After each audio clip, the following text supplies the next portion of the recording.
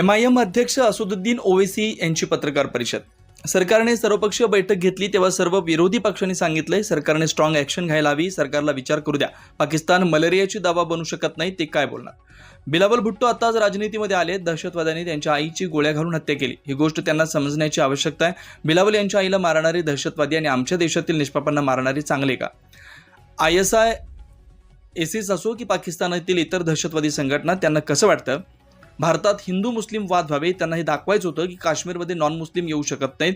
जे लोक जात धर्म विचारून मारहाण करतात त्याची आम्ही निंदा करतोय. त्या काश्मीरी आदिलने हिंदू मुस्लिम पाहिलं नाही. जर कोणी हिंदू मुस्लिम करत असेल तर तो चुकीचा आहे, त्याची निंदा करतो. युद्ध हे सरकारवर सोडा, सरकार काय करणार हे सरकार ठरवणार आहे. विरोधी पक्ष म्हणून आम्ही सरकारला सांगितलंय तुम्हाला काही करायचं करा, पण हा दहशतवाद कायमचा संपवा. सरकारला त्यांचं काम करू द्या. पाकिस्तानाला FATAच्या ग्रे लिस्टमध्ये टाकणं आवश्यक आहे. मी भारत सरकारची विनंती, त्यांनी पाकिस्तानला ग्रे लिस्टेड करावं. सेल्फ डिफेन्समध्ये हल्ला करण्याचा अधिकार आहे भारताला. इलिगल पैशातून अतिरेक्यांना मदत मिळते. सरकारने यावर ॲक्शन घ्यायला हवी. कोण आहे हा शाहिद आफ्रिदी, काय या जोकराचं नाव घेतात. पंढरपूरच्या मंदिरात जसं ट्रस्टी हिंदू राहणारा नॉन हिंदू राहू शकत नाही, तसंच वक्फमध्ये नॉन मुस्लिम का. तुम्ही हिंदूंच्या पंढरपूरमध्ये करू शकत नाही तर मग मुस्लिम सोबत वक्फमध्ये का. लिमिटेशन ॲक्टनुसार मालक बनवलंय. नरेंद्र मोदींनी 2C कायदा बनवलाय, जो 12 वर्ष राहिला. हे चुकीचं आहे. पुरातत्व खात्याचं वक्फ नाही म्हणता, मग ते आमच्याकडून हिसकावलंच जात आहे. कुठे मुस्लिमांना दिलं जात आहे. फिर बालाकोट हुआ और देश को ये बताया गया था कि अब इसके बाद ये लोग इस तरह की हरकत नहीं करेंगे, पर फिर कर रहे हैं. और रीसी एक मुकाम है वैष्णो देवी के पास, पिछले साल जुलाई में 60 टूरिस्ट को मारे थे वहां पे. तो ये डिटरेंस पॉलिसी देखने की जरूरत है. और ऑल पार्टी मीटिंग में पूरे अपोजिशन ने गवर्नमेंट कहा कि आप एक्शन लीजिए, जो आप सही समझते हम सपोर्ट करेंगे, ताकि मरने वाले परिवारों से इंसाफ हो सके और ये दोबारा ऐसी हरकत नहीं होना. तो हम लोग तो पूरा गवर्नमेंट को सपोर्ट करें, तो वो क्या एक्शन लेंगे वो गवर्नमेंट बताएगी. हमको नहीं मालूम, आपको मालूम, तो गवर्नमेंट तय करेगी. मगर हमारा मानना ये है कि पाकिस्तान में ये मौजूद है, ये टेररिस्ट, उनको वहीं से सपोर्ट किया जाता, उनको तैयार किया था, फाइनेंस किया जाता. और अनफॉर्चुनेटली वो बॉर्डर क्रॉस कर किया है, पहलगाम तक आ गए. तो और चाहे 26/11 का हो, पाकिस्तान से आए थे, उस वक्त भी वो लोग डिनाई किए, पहले हम नहीं किए. और जब अजमल कसब पकड़ा गया तो उनको एक्सेप्ट करना पड़ा. तो अब गवर्नमेंट क्या एक्शन लेगी वो गवर्नमेंट के ऊपर है. गवर्नमेंट वो तय करेगी, हम तो नहीं बोल सकते. मगर इनके खिलाफ तो ये हमारा मानना ये है कि ऐसे टेररिज्म को रोकने की जरूरत है, सख्त कार्रवाई करने की जरूरत है. क्योंकि कोई भी, आपको तो पहले किसी को जान लेने का इख्तियार नहीं है. दूसरा, हमारे वतन में आकर आप जो इनोसेंट टूरिस्ट हैं उनका समुदाय पूछकर, उनका रिलीजन पूछकर उनको गोली मारना, ये बदतरीन हरकत है. और पाकिस्तान इन चीज़ों को रोकना जरूरी है. पाकिस्तान ये समझना जरूरी है कि आप किस देश के खिलाफ ये कार्रवाई कर रहे हैं. उनका जो एनुअल बजट है, हमारी मिनिस्ट्री ऑफ डिफेंस के बजट उससे बढ़ के, और वो लोग जो है भारत से उनका टाइम आधा घंटा पीछे है. उन्होंने आधा घंटा पीछे नहीं है, उन्होंने 30 साल पीछे है भारत से. और वहाँ के जो पॉलिटिशियन जो ये क्या बोलते, बड़बड़ापन बोलते ना, ये बकबक कर रहे हैं. मत करो ऐसा. आप ये ठीक नहीं है. आपके घर में आप इन शैतानों को पाल रहे हैं. आपके पास बलूचिस्तान का मसला है, आपका TTP का मसला है. आप उसको देखो. आप क्या बना सकते हैं वहां पे. दवाएं नहीं बना सकते, मलेरिया की दवा नहीं बना सकते. तुम क्या बात कर रहे हैं आप. तो ये इस तरह के जो बातें कर रहे हैं वो ठीक नहीं है. पानी जो है रोकने का निर्णय भारत सरकार ने किया, उसको उत्तर दिया कि हम बम डाल देंगे. जो दोनों मुद्दों को कैसे देखिए, वो उन्होंने जो है अभी राजनीति में आए हैं, उनको ये सोचना पड़ेगा कि उनकी अम्मा को किसने मारा. टेररिज्म तो तुम्हारी ना, उनकी वालदा, उनको अगर वो समझ में नहीं आ रहा तो क्या समझाएंगे उनको भी. भाई, जिसकी माँ को उसी के होम ग्रोन टेररिस्ट ने मार दिया तो वो बात समझो ना तुम. आपकी माँ को जब गोली मारा तो टेररिज्म है, और हमारे बेटियों को, माओं को जो मारे टेररिज्म नहीं है क्या वो. तो उनको समझने की जरूरत है बात को। तो जहां तक इंडस वाटर ट्रीटी का सवाल है, देखिए ये वर्ल्ड बैंक ने एग्रीमेंट करा था 1960 में, मगर अब गवर्नमेंट डिसीजन लिया, ठीक है, मगर अब पानी कहाँ रखेंगे? पानी कहाँ रखते भाई? पानी रखने की जगह भी तो ना अपने को। तो हमको वो पानी स्टोरेज की जगह बनाना पड़ेगा, मतलब पानी तो जाना पड़ेगा। तो वो गवर्नमेंट डिसीजन लिया है, ठीक है, हम उसमें गवर्नमेंट का फैसला है, कैबिनेट कमेटी ऑन सिक्योरिटी में गवर्नमेंट डिसीजन लिए, हम उसको मानते हैं। देश में हिंदू और मुस्लिम में झगड़ा लगाने के लिए समुदाय पूछकर मारा गया, ऐसा लगता है आपको? बिल्कुल बिल्कुल, देखिए वही तो हम कह रहे हैं कि आईएसआई हो या आईसिस हो, आईसिस खुरासान हो, या फिर आपके जो डीप स्टेट है या एस्टेब्लिशमेंट है पाकिस्तान का, वो तो यही चाहते हैं कि इस देश में हमेशा के लिए हिंदू मुसलमानों के झगड़े चलते रहें। तो इसीलिए उन्होंने हरकत की, और उनका वहाँ कश्मीर में जाकर नॉन मुस्लिम को, हमारे हिंदू भाई बहनों को मारने का मकसद एक ही था कि कश्मीर को ये बताना चाह रहे थे कि यहाँ कोई नॉन मुस्लिम नहीं आ सकता। तो उनका मकसद वही है। तो हम पूरे देशवासियों से अपील कर रहे हैं कि आप ऐसे वक्त पे, अपनी पॉलिटिकल डिफरेंसेस होंगे, मगर आप उन लोगों को कामयाब होने मत दीजिए जो इस देश को कमजोर करना चाहते हैं, इसकी यूनिटी को कमजोर करने करके। कश्मीर पर जैसा कि नाम लेकर मारा गया, कहा जाता है, इस तरह से अब मुल्क में हिंदू मुस्लिम किया जा रहा है। बीजेपी के निजाम जो है तो नाम लेकर पूछ कर मार रहे हैं, दादा का वाकया सामने है।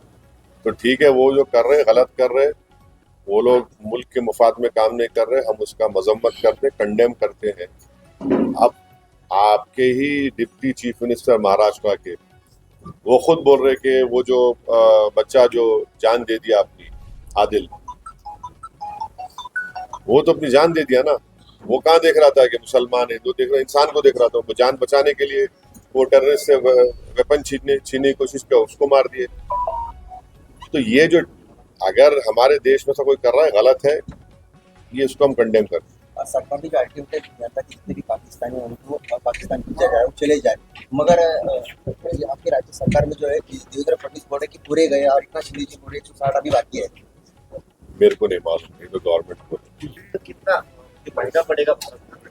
अरे भाई, अभी गवर्नमेंट को छोड़ो, ऐसा लूज टॉक मत करिए। गवर्नमेंट का डिसीजन होगा, गवर्नमेंट पूरा सोच के फैसला करेगी। नहीं सुनिए, एक बार सुनिए, गवर्नमेंट क्या करेगी नहीं करेगी वो गवर्नमेंट तय करेगी।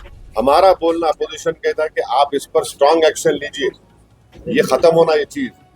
अब वो कैसा एक्शन लेंगे, क्या लेंगे, गवर्नमेंट पे तो थोड़ा आपको तो उसको उन पे छोड़ना पड़ेगा ना। अब ये टीवी चैनल पे एंकर बैठकर ऐसा बोल रहे ऐसा होगा ऐसा, अरे भाई ये मजाक है क्या? ये ऐसा गवर्नमेंट तय करेगी, तो क्या डिसीजन होगा वो तय करेंगे। मगर हम मेरा डिमांड ये है कि पाकिस्तान को फिर से FATF की ग्रे लिस्ट में लाना जरूरी है। फाइनेंशियल एक्शन टास्क फोर्स में उनको ग्रे लिस्ट में लाए। ग्रे लिस्ट में लाए तो उनको ये देखिए, इलीगल पैसों से फाइनेंस करे टेररिज्म ये लोग।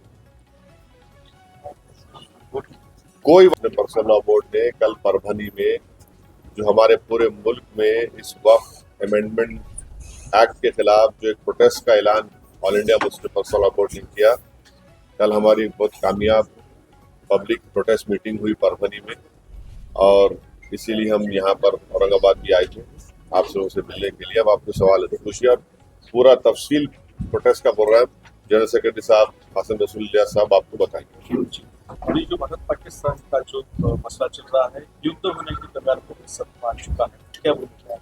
नहीं देखिए, ऐसा मत बोला करिए आप और हम जाके युद्ध नहीं लड़ने वाले, वो सरकार तय करेगी, और हमको ऐसा लूज टॉक नहीं करनी चाहिए, ये गवर्नमेंट तय करेगी।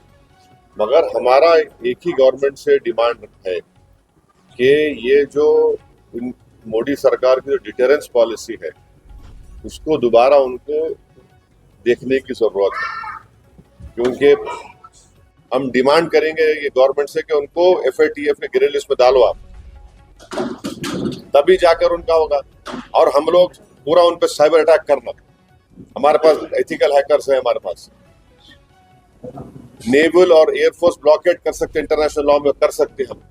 और अगर कल कोई एक्शन गवर्नमेंट लेगी तो यूनाइटेड नेशन का कानून है आर्टिकल 51 जो सेल्फ डिफेंस में आपको राइट देता, और नॉन स्टेट एक्टर्स के खिलाफ भी आप एक्शन ले सकते। तो ये सब चीजें हैं। और भारत के संविधान में आर्टिकल 355 है। 355 के तहत कोई स्टेट में अगर एक्सटर्नल एग्रेशन होता तो सरकार की जिम्मेदारी उसको रोकने की। शहीद अफरीदी ने ऐसा स्टेटमेंट किया है, भारत कभी अपने लोगों को मारता है और फिर बाद में हमारे ऊपर नाम देता कौन है जी इन्हें? है। शहीद अफरीदी कौन है इन्हें? नाटक है क्या ये? छोड़ो ना, तुम क्या जोकरों का नाम ले रहे मेरे सामने? छोड़ो ना इन लोग, क्या बार उनको जो प्रोटेस्ट करने जा रहे हैं कैसा है उसका? हाँ बहुत अच्छा है। कल परवनी में इतना शानदार मीटिंग हुआ, आप नहीं देखे फोटो? जी देखिए ना फिर। क्या आइडिया है हमारे आगे? अब वो सब हमारे सदर साहब आए हुए हैं, आपको तफसील सुनाएंगे। और हमारा देखिए, आपको समझा रहे हैं, पंढरपुर की मंदिर है, पंढरपुर की मंदिर में ट्रस्टी कौन हो सकता है बोलो आप? हिंदू हो सकता ना, नॉन हिंदू नहीं हो सकता ना। अब उसमें आप हम कोई बोले नहीं नॉन हिंदू को बनाओ, वो तकलीफ होती नहीं होती? हम भी वही बोल रहे हैं। वक्फ बोर्ड में क्यों आप बनाना चाह रहे हैं नॉन मुस्लिम को? आपका उधर फेथ है, आपका मामला है, तो हमारा भी तो है ना। हम कहाँ अलग है? पर रिलीजन है ना, वो रिलीजन है तो हमारा भी तो रिलीजन है। आप पंढरपुर में अगर नॉन हिंदू को नहीं बना सकते तो वक्फ बोर्ड में कैसे बनाएंगे आप दो को? या पूरा मेजोरिटी बना सकते, क्या बोलो आप? बनाया नहीं चाहता, प्रावधान तो फिर बंद अरे क्या बन सकते नहीं। कानूनी बंदी तो नहीं है। सुनिए, देखिए आपको नहीं मालूम, मैंडेटरी 2 को बनाने का है और दूसरे सेक्शन में रिलीजन न्यूट्रल है, तो बढ़ के भी बना सकते हो लोग। 2 को तो मैंडेटरी बना ही नहीं, बना है नॉन मुस्लिम को, कैसे बनाएंगे आप? भाई मेरा आर्टिकल 26 के तहत मेरे को ये राइट है कि मैं अपने पसंद के रिलीजियस चैरिटेबल इंस्टीट्यूट को कायम करो, और वक्फ प्योर रिलीजियस इंस्टीट्यूशन है और हम उसको कायम करें, उसको एडमिनिस्टर करने का राइट आर्टिकल 26 मेरे को दे रहा है। मूवेबल इमूवेबल प्रॉपर्टीज लेने का राइट मुझे आर्टिकल 26 दे रहा है। आर्टिकल 14 का वायलेशन नहीं है कि आप वहां पे कर रहे और मेरे को बोल रहे ऐसा करो। आर्टिकल 15 का वायलेशन है, फ्रीडम ऑफ रिलीजन का वायलेशन है आर्टिकल 25 का। ऐसा कैसे होगा बताइए आप? और एक बात बताइए ना, आप लोग पूछते क्यों नहीं? आप लोग मीडिया वाले डर रहे कहीं को, मेरे को समझ नहीं आ रहा। महाराष्ट्र के ये कानून से भारत का सबसे बड़ा दौलतमंद जो आदमी है, जो खोजाओं के यतीम खाने पे अपना महल बना लिया, सेक्शन 2C के तहत वो मालिक बन गया आज की तारीख में। नरेंद्र मोदी ने जो कानून बनाया, सेक्शन 2C पढ़ो आप, any trust form before this act and after this act will not be work property. क्यों? और आगा खानी को क्यों लेके आए? आगा खानियों से मोहब्बत भी ना पे नहीं लेके आए। अगर आगा खानियों की मोहब्बत पे लेके आते तो नरेंद्र मोदी जाके जकिया जाफरी से मिलते थे, वो आगा खानी है। एहसान जाफरी को काट के उनके जिस्म को जला दिया गया था। आगा खानियों को इसलिए लेके आए ताकि वो जो ट्रस्ट से वो जमीन खरीदे, यतीम खाने खरीदे, उसको लीगलाइज करना। आप मेरे को बताओ, बीजेपी के पैम्फलेट में लिखा हुआ है कि 70% वक्फ प्रॉपर्टीज पे इंक्रोचमेंट हो गया। अगर 70% है तो आप लिमिटेशन एक्ट अप्लाई करके उनको ओनर क्यों बना रहे हैं? आप ओनर बना रहे ना उनको। आप देखो उनका पैम्फलेट पढ़े आप लोग, एक 4 पेज का, एक 15 पेज का बुकलेट, बकवास लिखे रहे उसमें, खुद अपने आप को वो कॉन्ट्रडिक्ट कर रहे। लिमिटेशन एक्ट का मतलब क्या है? 12 साल जो वहां पे बैठा हुआ है इंक्रोचमेंट करके, उसको आप मालिक बना दिए, आज मालिक बन गया वो। इवैक्यू वक्फ प्रॉपर्टीज है, इवैक्यू वक्फ प्रॉपर्टीज को आप निकाल के गवर्नमेंट कस्टडी में दे दिए, तो वक्फ बोर्ड का नुकसान हो गया ना। आप बोल रहे कि वक्फ औलाद में बच्चों का शेयर मार के नहीं देना। क्या आज हमारे भारत में हिंदू धर्म में अगर सेल्फ एक्वायर्ड प्रॉपर्टी होती है तो आप किसी को भी अपने, अगर आपके 2 बच्चे हैं तो आप किसी एक को पूरा दे सकते या महल्ले में किसी को दे सकते, मगर इस्लाम में हम 1/3 से बढ़ के नहीं दे सकते अपने बच्चों में से किसी को भी। विल पावर आपको है, और हम अगर मैं अल्लाह के नाम पे दे रहा हूं। अब मिसाल के तौर पर अगर कोई हिंदू अपना पूरी प्रॉपर्टी दान दे रहा तो उसमें पूछते क्या तू बच्ची का हक मार के दे रहा है? मैंने बोला नहीं भाई, भगवान को दे रहा हूं, अल्लाह को दे रहा हूं, मैं मेरी प्रॉपर्टी है। संविधान में आर्टिकल 300A है, प्रॉपर्टी आपका है, मैं कुछ भी कर सकता हूँ मेरे प्रॉपर्टी। आप बोल रहे नहीं, वो ऐसा नहीं कर सकते आप।